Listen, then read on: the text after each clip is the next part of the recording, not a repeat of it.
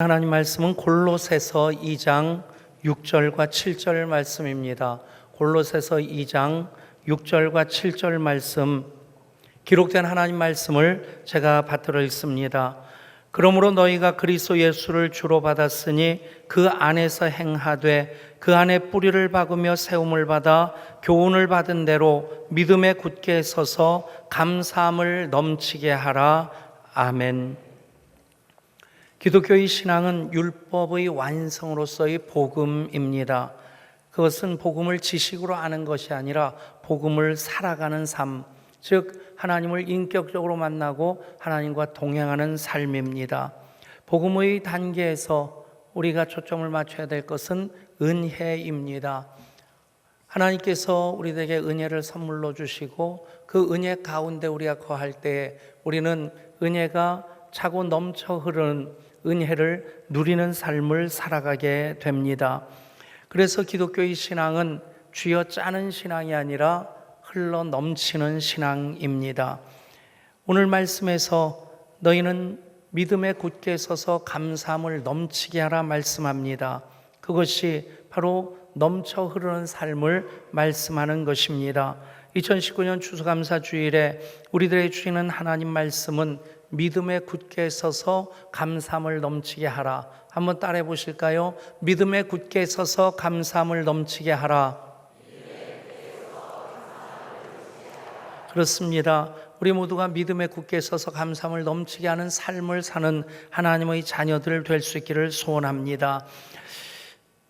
오늘 주신 말씀 다시 한번 우리 한 목소리로 같이 읽겠습니다. 그러므로 너희가 그리스도 예수를 주로 받았으니 그 안에서 행하되 그 안에 뿌리를 박으며 세움을 받고 교훈을 받은 대로 믿음에 굳게 서서 감사함을 넘치게 하라. 아멘. 현대적인 의미로서 추수감사절은 이제 1620년 그 메이플라워를 타고 오직 신앙의 자유를 위해 신대륙 미국으로 건너갔던 그 청교도들로부터 말미암아 시작되었습니다. 그들이 혹독한 추위를 거치고 그리고 이제 인디언들이 준 씨앗을 받아서 그들이 가르쳐준 농사 방법대로 농사를 지었을 때 가을에 수확을 하게 되고 그 추수한 것을 가지고 그리고 들에 나가서 처음 사냥한 것이 칠면조입니다. 그래서 지금까지도 미국 사람들은 추수감사 잔치를 하면 반드시 칠면조 고기가 올라가 있어야 되는데 사실은 닭보다도 맛이 없습니다. 어쨌든 그 칠면조 요리와 함께 이제 주변의 인디언들을 초청해서 하나님께 예배하면서 감사 잔치를 벌인 것이 현대적인 의미로서의 추수감사절의 기원이라고 한다면 사실은 추수감사절은 구약시대부터 있었죠. 구약의 3대 절기가 유월절과 오순절과 초막절입니다. 유월절은 그들이 애굽에서 종살이 하던 것 430년의 종살이를 청산하고 하나님께서 구원해 주신 것을 기념하는 그런 기념일이 유월절이라면 그것이 신약에서 예수님의 십자가로 완성이 되어지므로 그 십자가를 통해 그를 믿는 자마다 구원을 얻게 하시는 하나님의 뜻이 이루어졌습니다. 오순절이 이제 봄의 그 작은 추수감사절이라고 할 수 있는데 그 오순절이 이제 신약에서는 성령이 강림하시고 교회가 탄생되는 것으로 완성되어지죠. 그리고 가장 큰 절기가 초막절입니다. 초막절은 가을의 모든 수확을 거둬들이고 그리고 그것을 이제 창고에 들인 다음에 지키는 절기라고 해서 수장절이라고도 하고 빈들의 초막을 짓고 거기서 일주일 동안 지키는 절기라고 해서 초막절 혹은 장막절이라고 합니다.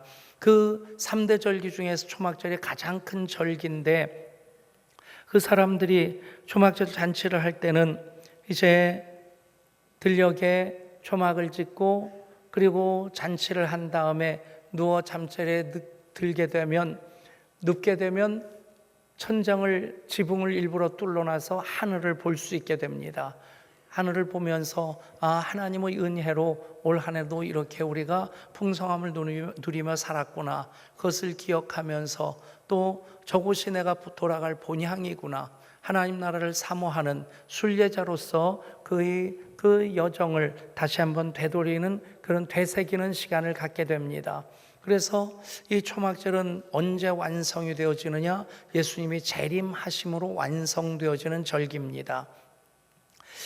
지금 우리는 6월절 예수님의 십자가로 완성되어지고, 또 오순절 성령 강림으로 교회가 탄생됨으로 완성되어지고, 우리는 구원받은 하나님 백성으로 가까이 다가온 초막절을 향해 나아가는 여정 중에 있는 사람들입니다. 그 초막절 일주일 지내고 마지막 8일째에 큰 성회를 베풀게 되는데, 요한복음 7장에 나오는 그 장면이 바로 명절 마지막 날, 초막절 마지막 날 있었던 것을 얘기하고 있습니다. 명절 끝날 곧 큰 날에 예수께서 서서 외쳐 이르시되 누구든지 목마르거든 내게로 와서 마시라. 나를 믿는 자는 성경의 이름과 같이 그 배에서 생수의 강이 흘러나오리라. 아멘. 명절 마지막 날 예수님 하신 말씀입니다. 누구든지 목마르거든 내게로 와서 마시라. 나를 믿는 자는 성경의 이름과 같이 그 배에서 생수의 강이 흘러나오리라. 그래서 초막절에 대한 예언의 말씀 보면 그날의 달빛은 햇빛 같겠고 햇빛은 7날의 빛과 같으리라. 그날에 추수하는 자의 뒤를 씨 뿌리는 자가 뒤따르게 될 것이다. 계속해서 하나님 풍성하게 하시는 7배의 기름 부심을 약속합니다. 그런 삶이 바로 오늘에서 말씀하는 믿음에 굳게 서서 감사함을 넘치게 하는 삶입니다. 어떻게 하면 감사를 넘치게 할 수 있겠습니까? 그 답을 오늘 성경에서 제시하고 있는데, 그것이 바로 예수 그리스도 안에 뿌리를 박는 것입니다. 감사 그 자체로 삶의 의미를 풍성하게 합니다. 감사가 없는 삶을 생각해 보면 저는 김 빠진 콜라가 생각이 납니다. 제가 청량음료를 그렇게 좋아하는 편은 아닌데, 어쩌다가 좀 기름진 고기를 먹거나 음식을 먹은다면 콜라 한 잔, 시원한 콜라 한 잔 마시고 싶은 생각이 들죠. 그런 콜라 한 잔 들이키면 시원하고 속이 뻥 뚫리는 느낌. 근데 만약에 콜라는 마신다고 마셨는데 뜨뜻미지근한 데다가 김이 다 빠진 그런 콜라라고 한다면 차라리 그냥 간장 타서 마시는 게 더 쉬울 수도 있겠다 싶을 정도로, 그죠? 마시긴 마셨는데 삼키기 싫을 정도의 그런 마음을 가질 수 있을 겁니다.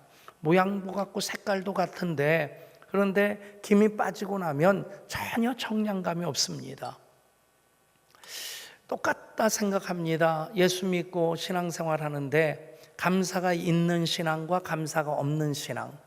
감사 없는 신앙도 그냥 예수님을 주로 고백하고 살아가기는 한데, 예수 믿는 사람의 이름을 가지고 있고 모양도 가지고 있는데 사실 맛과 멋이 없다 싶습니다. 감사를 잃은 신앙이 아니라 감사로 맛과 멋을 이어나가는 여러분 될 수 있기를 소원합니다. 그런 감사, 일상적인 삶 속에서의 감사, 참 우리의 삶을 더 이렇게 풍성하게 해줍니다. 오래전에 이런 글이 있었습니다. 10대의 자녀가 반항하면 그건 아이가 거리에서 방황하지 않고 집에 있다는 것이고, 지불해야 할 세금이 있다면 그건 나에게 직장과 재산이 있다는 것이고, 파티를 하고 나서 치워야 할 것이 많다면 그건 친구들과 즐거운 시간을 보냈다는 것이고, 깎아야 될 잔디, 닦아야 될 유리, 고쳐야 될 하수구가 있다면 그건 나의 집이 있다는 것이고, 난방비가 너무 많이 나왔다면 그건 내가 따뜻하게 살고 있다는 것이고, 교회에서 뒷자리 아줌마의 제멋대로의 찬송이 거슬린다면 그건 내가 들을 수 있다는 것이고, 세탁하고 다림질 해야 할 일이 산더미처럼 있다면 그건 나와 가족들이 입을 옷이 많다는 것이고, 온몸이 피곤하고 뻐근하다면 그건 내가 열심히 일을 했다는 것이고, 이른 새벽 시끄러운 자명종 소리에 깼다면 그건 내가 살아있다는 것이고, 이메일이 너무 많이 쏟아지고 카톡 소리가 잠을 설치게 한다면 그건 나를 생각하는 사람들이 그만큼 많다는 것이다. 이쪽 편에서 보면 다 힘든 것이고 귀찮은 것이고 버거운 것일 수 있는데 그 하나하나 뒤집어 생각해 보면 내가 그만큼 열심히 살고 있고 풍성하게 살고 있다는 얘기입니다. 탈무드에도 비슷한 얘기가 나오는데 어떤 사람이 정말 불평과 불만으로 가득한 삶을 사는 남자가 있었습니다. 아내는 아주 심술궂고 고약한 성격인데다가 끊임없이 잔소리를 퍼대고 그 좁은 집구석에 아이들은 그냥 바글바글한데 말도 안 되고 떠들하고 자기들끼리 엉켜서 싸우기나 하고 그냥 견디다 못해서 라삐를 찾아갔습니다. 라삐님, 지옥이 있다면 우리 집과 같을 겁니다. 그러면서 하소연을 하는데 라삐가 다 듣고 얘기를 합니다. 집에서 닭을 키우시지요?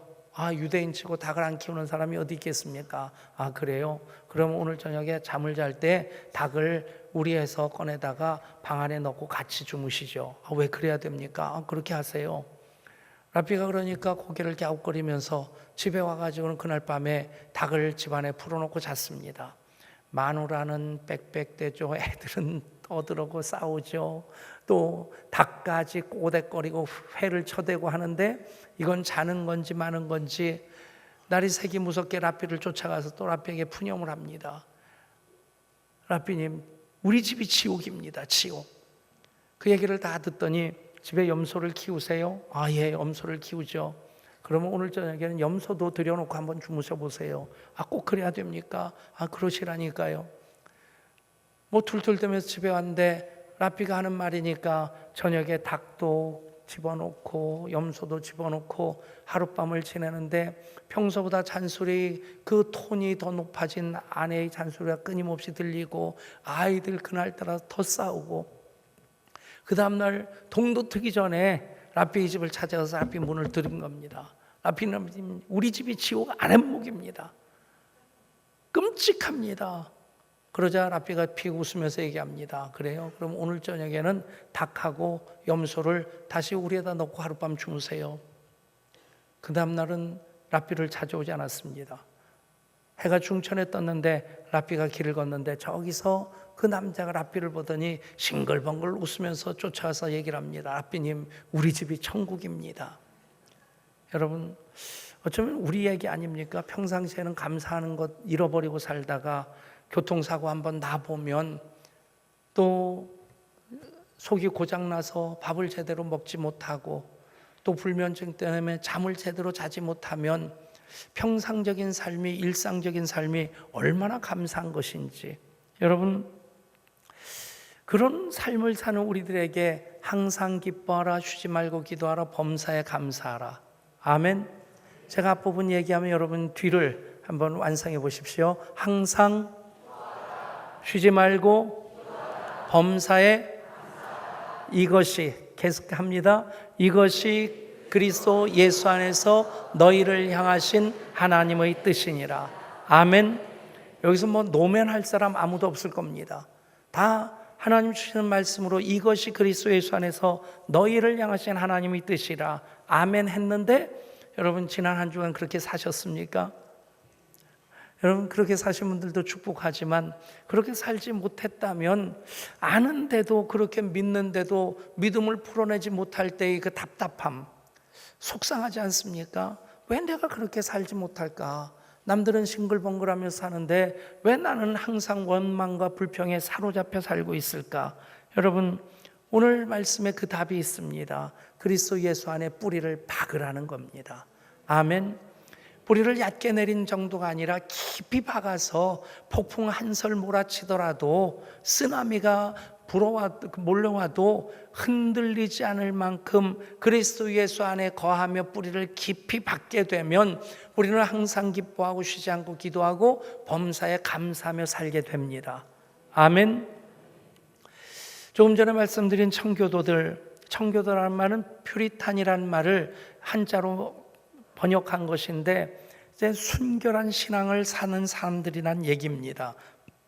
그 당시에 영국 국교회가 권력을 가지고 국교회가 아닌, 지금은 성공회라는 이름으로 불리죠. 그 국교회가 아닌 다른 종파의 사람들을 엄청 핍박을 했습니다. 그런데 국교회는 예전 중심이라고 한다면 말씀 중심으로 개혁적인 신앙을 가지고 있는 이제 칼빈이라든가 루터의 그 신앙을 이어받아서 그 말씀 중심으로 살아가는 그 사람들이 바로 청교도였습니다. 같이 하나님을 믿는데도 불구하고 권력을 가지고 있는 영국 국교회가 이 사람들을 핍박하게 될 때 오직 신앙의 순결함을 위해서 말씀 그대로를 붙잡고 살기 위한 그 목적으로 메이플라워를 타고 미대륙으로 건너온 겁니다. 그때가 1960년 12월 11일입니다. 정말 추운 겨울 지나고 그 플리모스라고 하는 미국 동북부 해안에 닻을 내리게 되는데 거기에 배가 도착했을 때 그들은 7가지 감사 기도를 하게 됩니다. 그 첫 번째, 180톤 밖에 되지 않는 작은 배이지만 그 배라도 주신 하나님께 감사합니다. 둘째, 걷는 속도보다도 느린 시속 평균 3km의 항해였지만 65일 동안 계속 전진할 수 있게 하신 것 감사합니다. 세 번째, 항해 중 2사람이 죽었으나 한 아이가 다시 태어나게 하시니 감사합니다. 네 번째, 폭풍으로 배의 큰 돛이 부러졌으나 파손되지 않았음을 감사합니다. 다섯 번째, 여자들 몇이 파도에 휩쓸렸으나 다 구출할 수 있었음에 감사합니다. 여섯째, 인디언의 방해로 상륙지를 찾지 못해 바다에서 표류했지만 호의적인 원주민의 도움으로 육지에 상륙하게 된 것 감사합니다. 일곱 번째, 고통스러운 항해 중에라도 단 한 사람일지라도 돌아가자는 사람 없었음에 감사합니다. 여러분, 다 감사로 귀결되어지는데 내용은 무엇입니까? 작은 배지만, 느린 항해였지만, 죽었지만, 부러졌지만, 휩쓸렸지만, 표류했지만, 고통스러웠지만, 여러분, 그게 그들이 처했던 상황입니다. 그런데 그들이 청교도로서 예수 그리스도 안에 뿌리를 깊이 받고 있을 때, 말씀의 뿌리를 깊이 받고 있을 때 그 가운데서도 오히려 감사할 수 있었던 것입니다. 그 감사가 바로 하박국 선지자의 감사입니다. 비록 무화과나무가 무성하지 못하며 포도나무에 열매가 없으며 감람나무에 소출이 없으며 밭에 먹을 것이 없으며 우리의 양이 없으며 외양간에 소가 없을지라도 나는 여호와로 말미암아 즐거워하며 나의 구원의 하나님으로 말미암아 기뻐하리로다. 아멘. 무화과나무가 무성하지 못합니다. 포도나무에 열매가 없습니다. 감람나무에 소출이 없습니다. 밭에 먹을 것이 없습니다. 우리의 양이 없습니다. 외양간에 소가 없을지라도 나는 여호와로 말미암아 즐거워하며 나의 구원의 하나님으로 말미암아 기뻐하리로다. 사랑하는 여러분, 그래서 예수께 깊이 뿌리를 박으면 없는 것이 보이는 것이 아니라 주님이 보입니다. 구름만 보이는 것이 아니라 구름 뒤편에 있는 태양이 보이는 것입니다. 작은 씨앗만 보는 것이 아니라 그 씨앗 속에 들어있는 수없이 많은 사과를 볼 수 있게 됩니다. 여러분, 오래전에 병원 신방 갔다가 사진이 걸려 있었는데 사진을 언뜻 봤을 때는 저 사진이 왜 병원에 걸려 있지? 고목나무, 아주 시커먼 색의 그 고목이 이렇게 서 있는 그런 사진이었습니다. 그런 생각이 들어서 이렇게 보니까 그 옆에 작은 싹이 하나 이렇게 돋아나고 있는 겁니다. 그리고 제목이 생명의 신비였습니다. 다 죽은 것 같은 고목인데 거기에서 새로운 생명이 솟아난다는 거죠. 우리 교회 덕정에 있을 때 이제 지하에서 경매 받은 예배당으로, 그리고 거기서 옆에 700석 예배당을 또 조립식으로 졌을 때 바로 옆에 이 통로가 농로였습니다. 우리 땅이 아니고 이제 농로인데 비포장 도로고, 그래서 1층 예배당인데 예배당이 항상 흙먼지로 이렇게 쌓여 있어서 그 당시에 우리 교인들이 청소 참 열심히 했습니다. 평일날도 먼지가 많이 묻어 들어오는데 비가 올 때라면 그냥 암만 흙바지를 많이 놔둬도 신발에 묻은 흙이 그대로 그저 묻어서 들어오고 예배드리는 동안 말라서 떨어지고, 그러다가 가을쯤에 아마 11월 요때쯤이었던 것 같아요. 시청에서 그 농로를 포장해 줬어요. 얼마나 고맙든지 내 생일보다도 좋더라고요. 그래가지고 깨끗해져서 참 좋았는데, 그 다음 해 봄에, 이른 봄에 식당 쪽으로 이렇게 가다가 보니까 그 고마운 아스팔트가 한쪽 귀퉁이가 이렇게 깨져서 들려 있는 거예요. 왜 이렇게 이렇게 시공이 잘못됐나 하고 이렇게 보는데, 놀라운 장면은 그 아래 아주 작은 싹이 돋아나면서 이 싹이 아스팔트 한 귀퉁이를 깨트리고 밀치고 올라오는 겁니다. 여러분, 그게 생명입니다.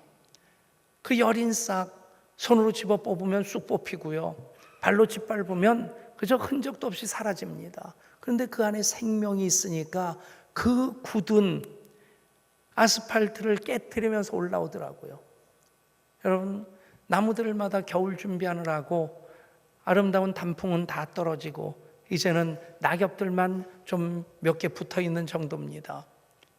그런데 보면 그 가지마다 새순을 이미 그렇게 품고 있고, 겨울 지나면서 그것이 점점 더 부풀어 오르고, 그러다가 새봄을 맞이하면 이것이 터트려지는 겁니다. 그 굳은 등걸, 손톱으로 밟을 수 없는 그 굳은 등걸을 새싹은 뚫고 나옵니다.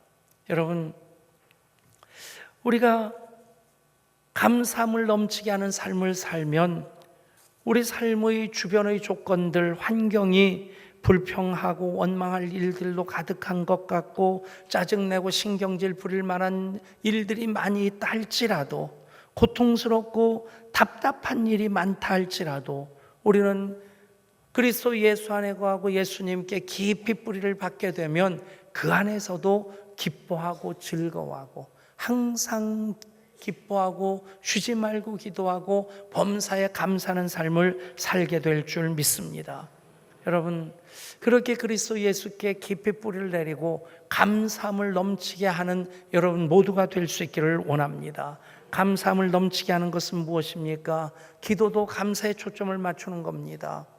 기도, 그러면 하나님과의 대화죠. 그런데 기도의 내용이 어때야 되느냐? 주님 가르치는 기도가 기도의 모형이기도 하고 모델입니다.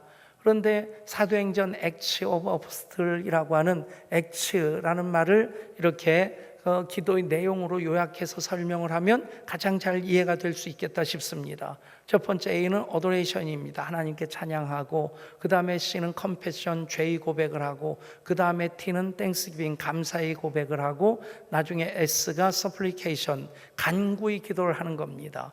근데 그럼 여러분의 기도는 어떻습니까? 그냥 하나님 이름 부르고 그 다음 대부분은 간구로 채워지지 않습니까? 여러분, 영광을 올려드리고 감사하는 기도의 그 분량을 점점 더 많게 해보시기를 바랍니다. 의도적으로 감사합니다, 감사합니다, 감사합니다, 사랑합니다, 사랑합니다, 사랑합니다. 여러분, 어떤 기도가 성숙한 기도냐? 물론 필요하니까 간구하죠. 발등에 불이 떨어졌는데 어떻게 가만히 있을 수 있겠어요? 먹을 것이 없는데 기도해야죠. 일할 직장이 없다면 기도해야죠.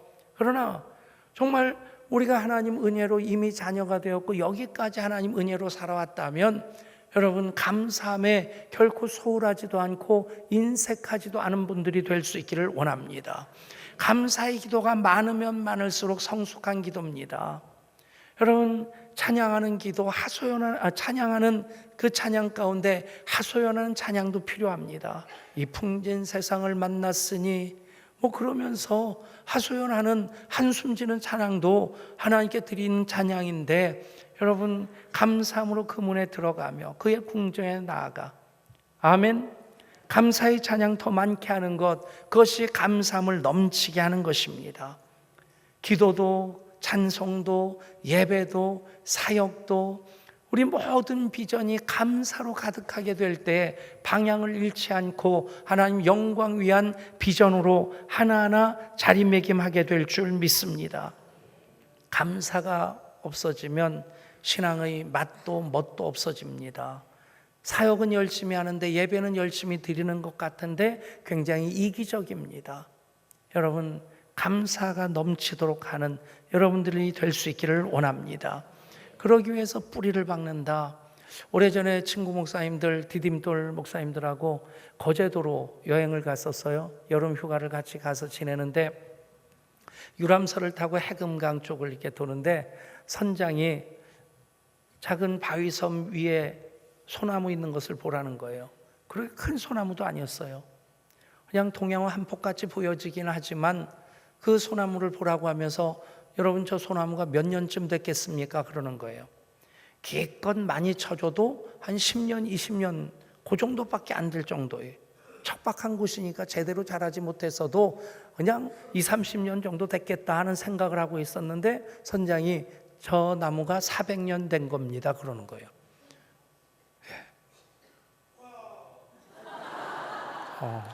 감사합니다. 근데 제가 너무 깜짝 놀랐어요. 이건 무슨 소리지? 근데 여러분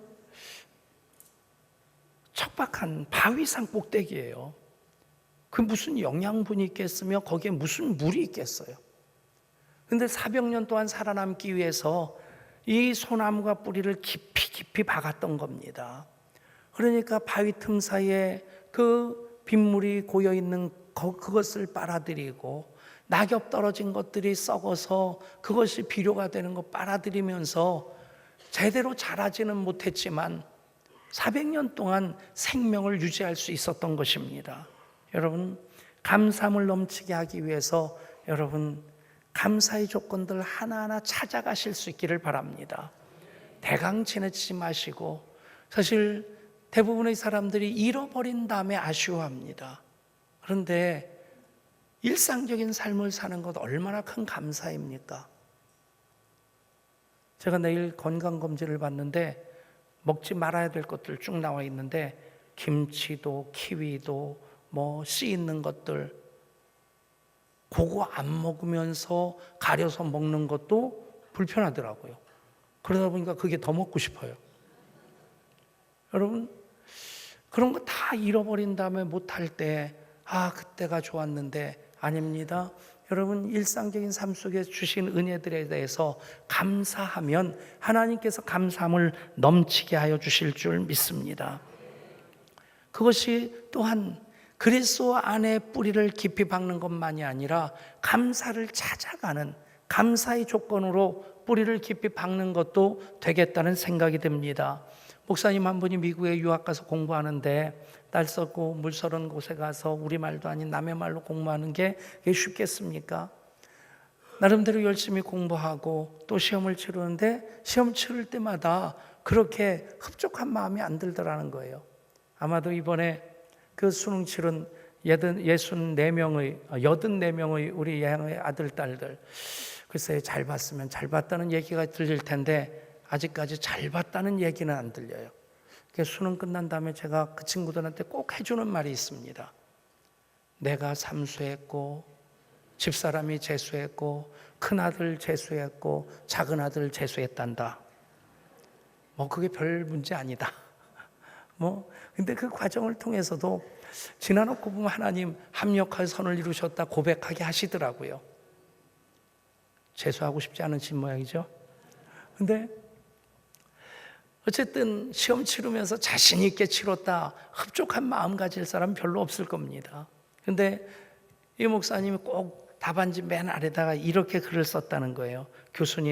교수님을 만난 것이 제 일생의 최대의 복입니다. 절대로 잊지 않겠습니다. 가르쳐 주신 거 감사합니다. 그랬을 때 자기가 볼 때는 한 B 플러스 정도 맞을 정도라고 생각을 했는데 A가 나오고 언제나 점수가 좋게 나오더라는 거예요.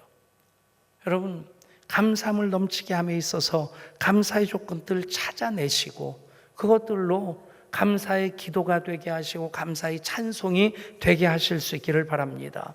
요셉을 보십시오. 요셉의 일생이 얼마나 험악한 인생이었습니까? 야곱만 험악한 인생을 살았나이다. 아닙니다. 어쩌면 요셉이 더 험악했죠.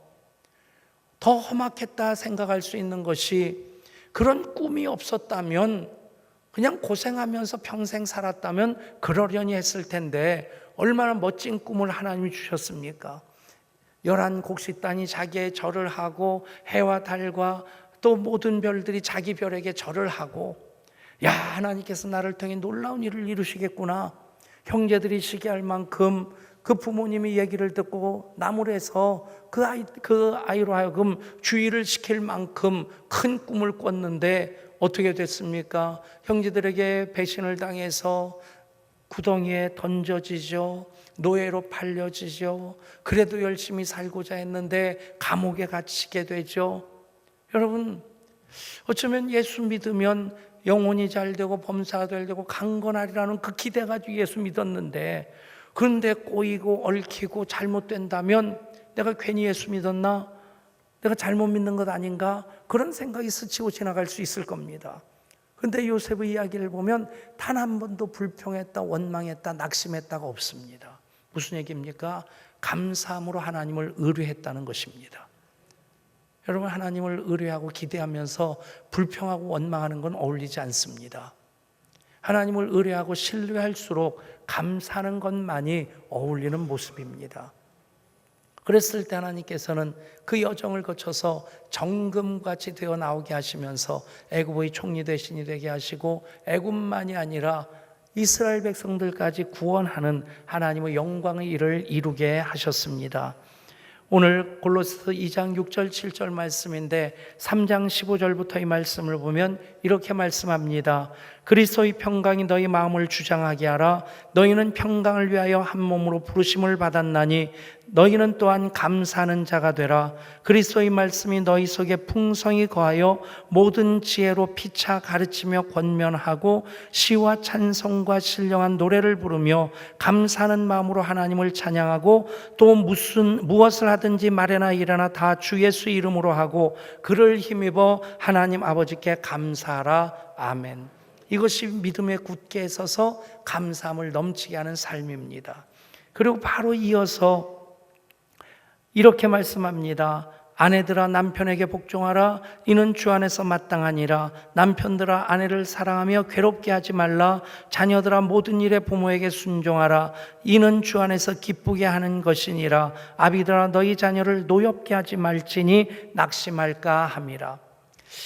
이것이 감사가 넘치는 삶이다 하는 것을 말씀하면서 그 감사를 넘치게 해야 되는 그 일을 어떻게 해야 되느냐? 남편은 남편으로서 아내에게, 아내는 아내로서 남편에게, 또 부모는 부모로서 자녀에게, 자녀는 자녀로서 부모님에게 하라는 얘기입니다. 그러면 여러분 가정에 감사함이 넘치게 될 줄 믿습니다. 그리고 바로 이어서 종과 상전에 대한 말씀이 나오고, 그리고 이렇게 말씀합니다. 무슨 일을 하든지 마음을 다하여 주께 하듯 하고 사람에게 하듯 하지 말라. 주께 하듯 하는 것이 감사입니다. 항상 기뻐하고 쉬지 말고 기도하고 범사에 감사하는 여러분 모두가 되시기를 주님 이름으로 축복합니다. 어떻게 하면 됩니까? 예수님께 뿌리를 내리면 됩니다. 그러면 감사가 넘치는 삶을 우리는 살게 됩니다. 기도합니다. 하나님, 믿음에 굳게 서서 감사함을 넘치게 하라.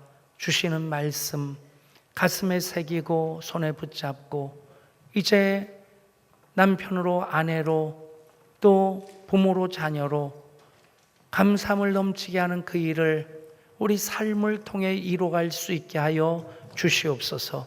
그것이 무슨 일을 하든지 주께 하듯 하는 일인 것을 우리 고백하면서 주께 하듯 하는 일이 감사인 것 우리 삶을 통해 풀어내게 하여 주옵소서. 우리 주 예수 그리스도 이름으로 간절히 기도드리옵나이다. 아멘. 이 시간 지난 우리 밤축제